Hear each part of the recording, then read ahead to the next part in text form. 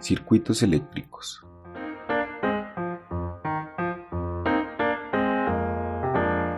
Un circuito eléctrico es un recorrido cerrado cuyo fin es llevar energía desde donde se produce hasta donde se consume. La corriente eléctrica es el desplazamiento del conjunto de cargas eléctricas a través de un material conductor, que por lo general son los cables o también conocidos como hilos conductores. Y la intensidad eléctrica es la cantidad de carga que atraviesa una sección del conductor por unidad de tiempo. Su unidad de medida es el amperio. Los elementos más comunes en un circuito eléctrico son 4, que son el generador, el receptor, el interruptor y los conductores. El generador es un dispositivo capaz de transformar alguna forma de energía en energía eléctrica. El receptor es un dispositivo capaz de transformar la energía eléctrica en otras formas de energía, por ejemplo como un bombillo. El interruptor es un mecanismo que abre y cierra el circuito, de modo que impide y permite el paso de corriente eléctrica. Y los conductores son los hilos metálicos que unen los diversos elementos del circuito y permite la circulación de la corriente. Principalmente, los circuitos se clasifican en circuitos en serie y paralelos. Los circuitos en serie se caracterizan porque los receptores están instalados uno a continuación del otro, de tal forma que la intensidad que atraviesa el primer receptor es la misma que atraviesa el último receptor.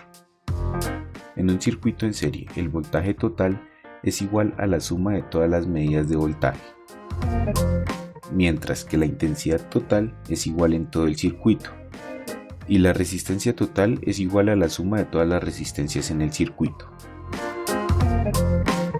Mientras que en un circuito paralelo, el voltaje total es igual en todo el circuito.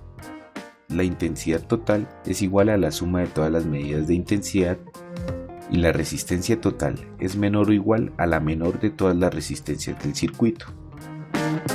En un circuito paralelo, los receptores se conectan uniendo las terminales de principio a fin de los componentes entre sí.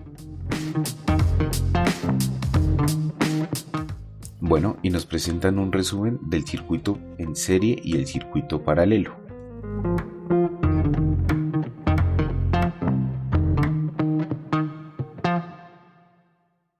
Y por último nos presentan el siguiente ejercicio.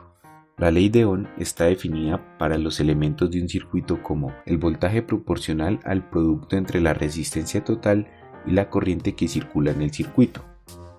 Ohm sostuvo que dicha relación solo funciona siempre y cuando el circuito estuviese completo, ya que si y nos dan 4 opciones, A, B, C y D.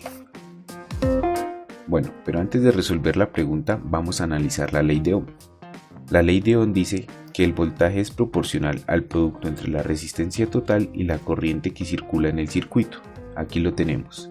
El voltaje es igual a la intensidad por la resistencia, en donde el voltaje es el potencial eléctrico, la intensidad es la cantidad de carga que pasa por el conductor y la resistencia actúa como obstáculo cuando pasa la corriente eléctrica, es decir, se opone al paso de la corriente para que el sistema eléctrico no sufra sobrecargas. Para entenderlo mejor, vamos a mirar el siguiente ejemplo. El voltaje equivale a la potencia de la bomba de agua. En el caso del circuito es el potencial eléctrico. La intensidad es la cantidad de carga que fluye, en este caso corresponde a la cantidad de agua, a la cantidad de moléculas de agua que fluyen por la manguera. Y por último, tenemos la resistencia, que es la que se opone al paso de la corriente para que no hayan sobrecargas. En este caso, equivale a la resistencia de la manguera, al diámetro. Si la manguera tiene mayor diámetro, el agua fluirá con mayor facilidad. Bueno, teniendo esto en cuenta vamos a mirar las opciones. A. Si la corriente del circuito es cero, la fuente de voltaje se consumiría sin producir efectos. Bueno, si la corriente del circuito es cero, quiere decir que no hay voltaje. Por lo tanto, el voltaje no se puede consumir. Por lo tanto, la opción A es errónea. B. Si la resistencia del circuito es cero, la corriente tiende al infinito causando un cortocircuito.